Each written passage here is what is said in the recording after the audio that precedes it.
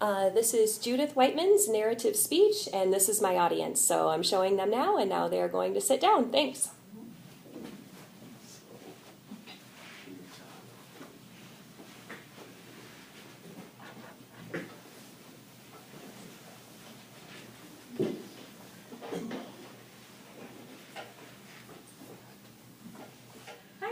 Thanks for coming. Again, my name is Judith Wightman. Thank you for attending my narrative speech today.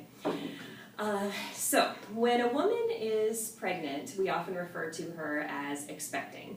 And when I was pregnant with my son, I certainly was expecting. There were several things I expected when I brought home this new baby. And one was that somehow he would become fluent in both English and Spanish, even though his parents only speak English. So to that end, I would read to his fetal self out of the Spanish-English dictionary, as if that was somehow going to produce fluency. Another thing I expected was that I would have a calm and pain-free and unmedicated birth with the use of self-hypnosis.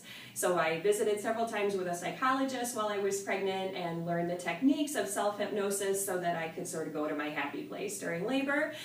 And we'll talk about how that turned out. And then finally, I expected that when I brought this baby home, that this was my first child, I expected that my house would be noisy. I expected crying and giggling and cooing and laughing and just sounds. I expected a lot of noise.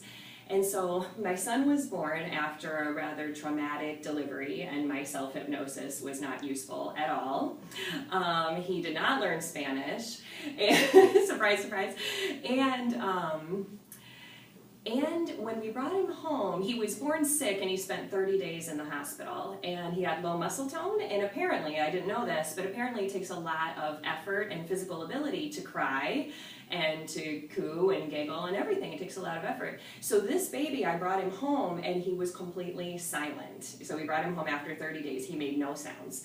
I don't know if you know how unusual or abnormal that is really, but you open any baby book and they'll say, all babies cry. Well, this baby didn't cry. He was quiet.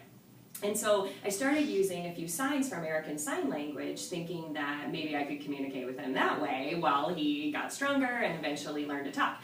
So when he was eating, about 6 months old or so, sitting in his high chair, I taught him more and cookie and milk, for example. I taught him a few words I thought would be useful for eating. And he had a light in his eyes, certainly, and he seemed to be paying attention, but he never showed any indication he was understanding the signs, he never used them, etc. So about a month went by, and we were playing a game where I would go 1, 2, 3, and drop him onto our bed with lots of blankets and pillows. So we were playing this game, and I did it a couple of times, and then all of a sudden he was laying amidst this sea of blankets and pillows, and he went like this. And he wanted more playing. So he never used the signs before that. I was like, my heart melted, of course, and I got the video camera, and I did it again. And again, this silent, tiny baby was like, more. And that was the first time of many times since then when I thought, this isn't the exact baby I thought I was going to bring home, but this baby is pretty cool. So now that little tiny silent baby is 12 years old and is the most talkative person I have ever met. So I think we joke that he was just saving up all the words. He was saving up all the sounds, and he makes them now because he just talks nonstop from the time he wakes up to the time he goes to bed. And if I could go back and talk to my younger pregnant self, this is what I would say. I would say to expect the unexpected, because in parenting, sometimes you get less than what you thought you had wanted, and other times you get more. Thank you.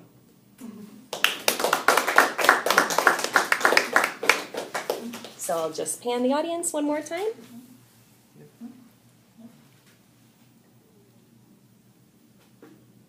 Oh, sorry. We're here. There they are. Thank you.